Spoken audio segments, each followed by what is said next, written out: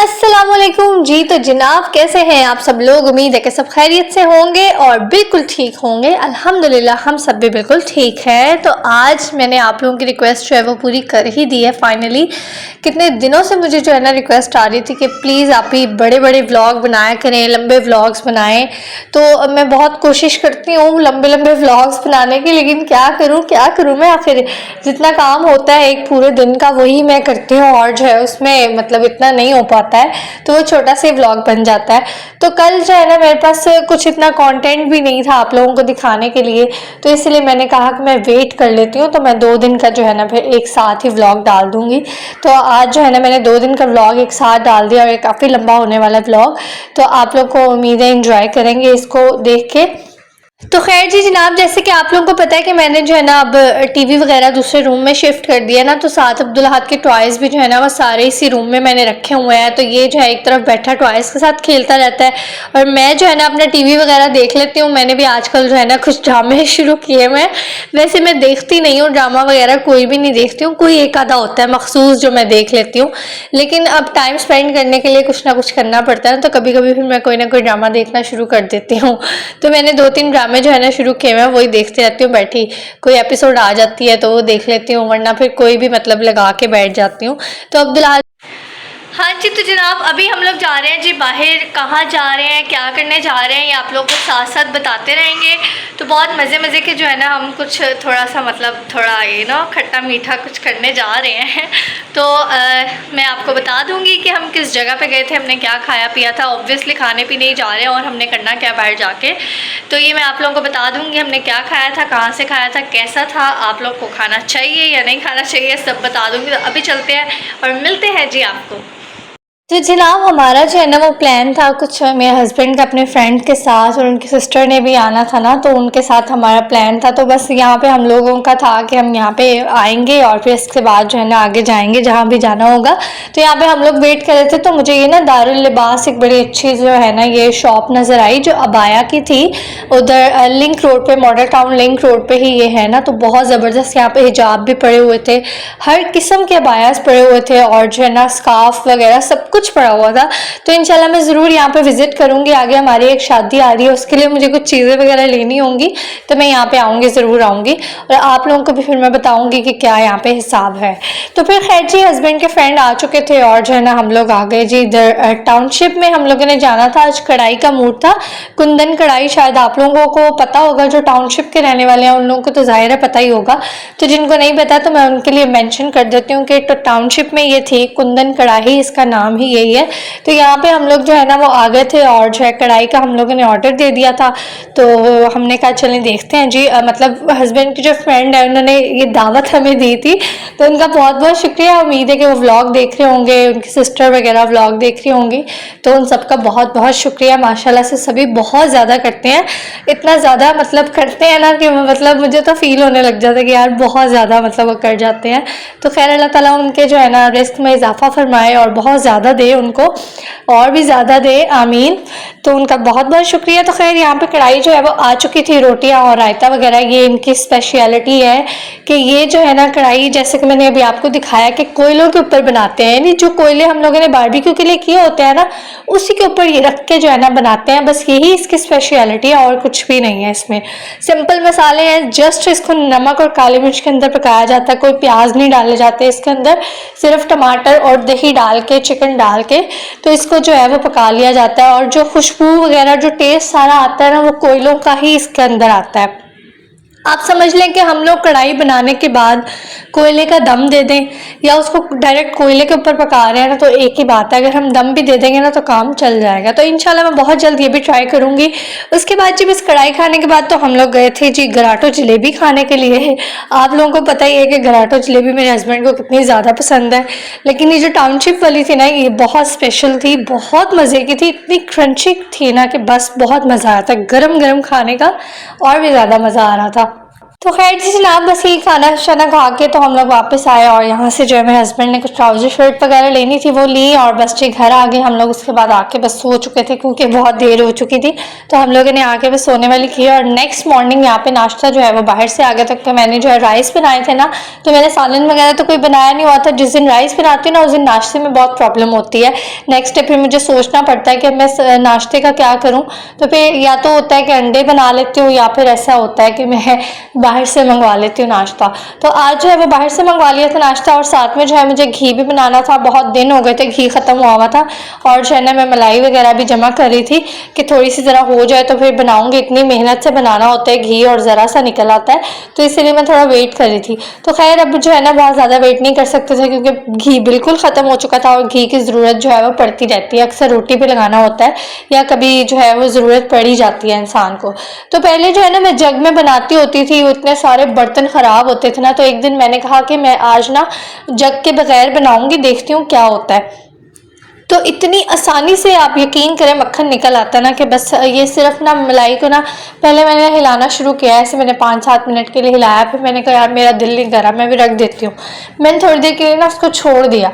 फिर मैं दोबारा गई, मैंने कहा नहीं अब बनाना है मुझे, तो मैं बनाने लगी हूँ।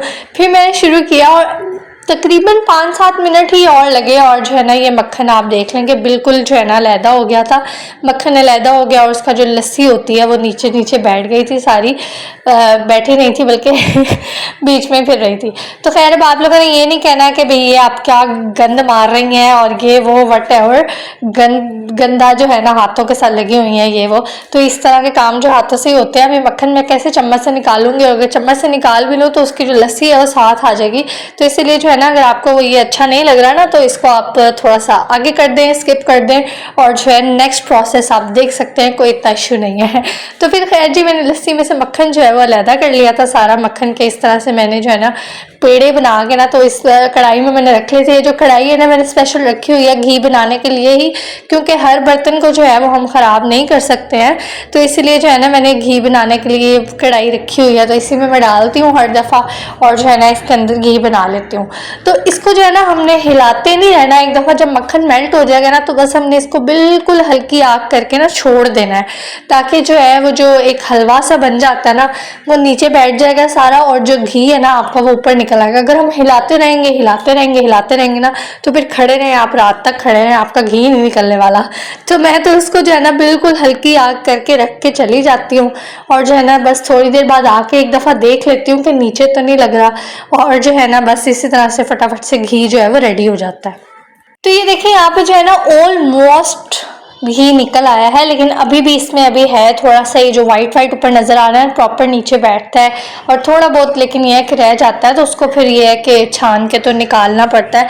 तो बस यहाँ पे जो है ना घी बन चुका था, उसको मैंने ठंडा होने के लिए रख दिया था। जब ठंडा हुआ तो अब मैं इसको बॉक्स में डाल दूँगी और बॉक्स में डालने के बाद जो है ना बस इसको हम रख देंगे। थोड़ी देर बाद जो है ये घी वैसे ही जम जाता है। देसी घी गर्मी हो चाहे सर्दी हो वो जम जाता है। वो बाहर आप रखें उसको तो थोड़ी देर बाद ही आप देखेंगे कि वो ना थोड़ा सा मतलब हार्ड हो जाता है ना, लेकिन सर्दियों में थोड़ा बहुत ज़्यादा हार्ड हो जाता है, गर्मियों में थोड़ा इतना होता है कि इजीली चम्मच से निकाला जाता है। तो खैर ये इतना घी बन गया था कि हमारे लिए इनफ है, घी बन चुका था। फिर शाम को जो है ना हम लोग लेके निकले जी अब्दुल्लाहत को बाहर और इरादा तो हमारा यही था कि हम इसको मॉल ले जाएंगे, जंपिंग वगैरह ही कर लेगा, लेकिन बस फिर जो है हो नहीं पाया, उस तरह का कुछ हम लोग नहीं जा सके। तो फिर हम ना इसको घर ही ले गए थे। हमने कहा चले अपने मामू के साथ खेल लेगा, मामू के साथ इसको खेलने का बड़ा शौक है और मामू को भी बड़ा शौक है खेलने का। तो ये दोनों आपस में खेलते रहते हैं और काफ़ी अच्छा जो है ना वो टाइम गुजर जाता है। तो बस कुछ देर वहाँ बैठे और उसके बाद हम लोग घर आ गए और घर आके जो है ना फिर बस हम लोगों ने रात को ये बर्गर ऑर्डर कर लिए थे, क्योंकि मैंने आपको बताया कि मैंने सालन नहीं बनाया था और रात में भी नहीं मैंने बनाया था और देर बहुत ज़्यादा हो जाती है, उसके बाद तो वैसे ही नहीं बन पाता है क्योंकि गैस चली जाती है। तो फिर खैर ये हम लोगों ने ना फूड पांडा से मंगवा लिया था। अगर आप लोग को नेम यहाँ पे भी आप चाहते हैं मैं मेंशन कर दूँ तो मैंने जीवन मार्केट से उसामा बर्गर है ना फूड पांडा पे आपको आराम से मिल जाएगा, चिकन चीज़ी बर्गर मंगवाया था, तो बहुत ही मज़े का बर्गर था ये। तो ये रात में हम लोगों ने ये खा लिया था, इतना हैवी था, मैंने तो सिर्फ हाफ खाया था और थोड़े से फ्राइज़ खा लिए थे, उससे ज़्यादा मुझसे खाया ही नहीं गया था ना। साथ में ये सैलड भी होती है बंद गोभी और इसमें जो है वो मायो वगैरह पता नहीं क्या क्या डाला होता है इन्होंने, तो वो भी सैलड भी मज़े का था। तो फिर खैर जी यहाँ पे नेक्स्ट मॉर्निंग हो चुकी है, जो यानी अभी की मॉर्निंग है, जो आज की ही मॉर्निंग है।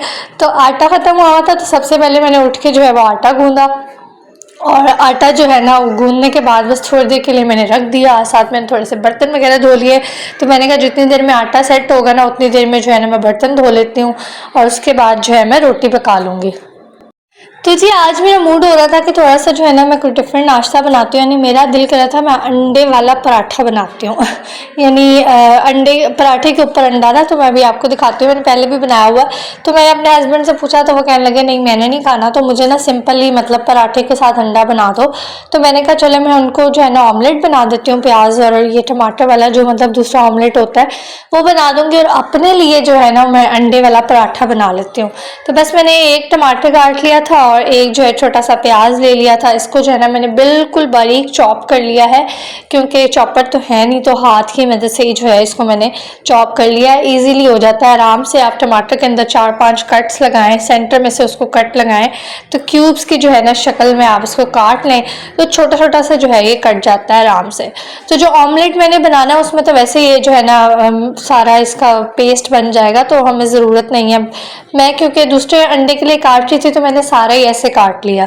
तो खैर यहाँ पे जो है ना प्याज भी मैंने काट दिया था और टमाटर भी काट लिए थे। तो इसके अंदर से जो है ना हाफ मैं ले लूँगी अपने अंडे पराठे के लिए, और जो हाफ है ना मैं ऑमलेट के लिए ही इसके अंदर रहने दूँगी।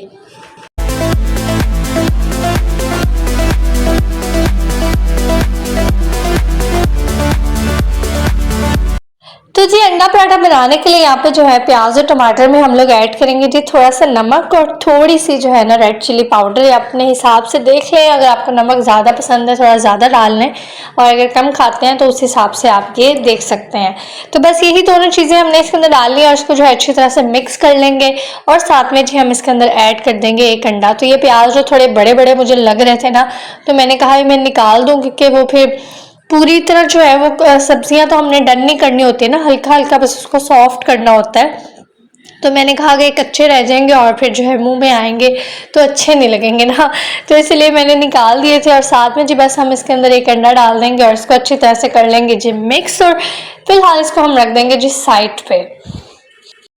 तो यहाँ पे जो है वो हस्बैंड के लिए जो मैंने अंडा बनाया था वो रेडी हो चुका था। ये वाला ऑमलेट, मैं इसको ऑमलेट ही कहती हूँ, आप लोग जो भी कहते हैं वो वही कह लीजिएगा।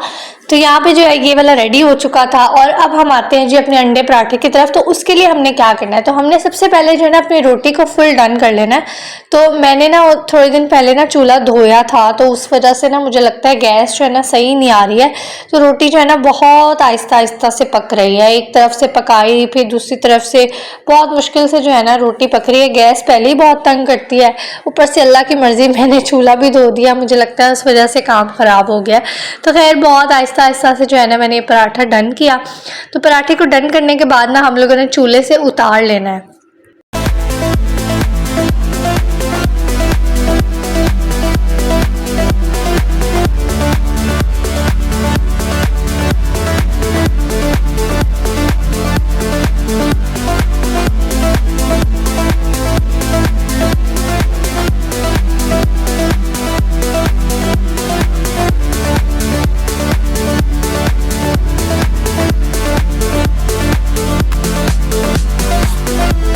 और जी पराठा उतारने के बाद जी हम लोगों ने जो है थोड़ा सा ऑयल या घी जो भी आप यूज़ कर रहे हैं वो डालना है। उसके बाद ये अंडा हमने इसके ऊपर डाल देना है, और उसके बाद जी जो पराठा हम लोगों ने रेडी किया हुआ ना वो हम इसके ऊपर रख देंगे।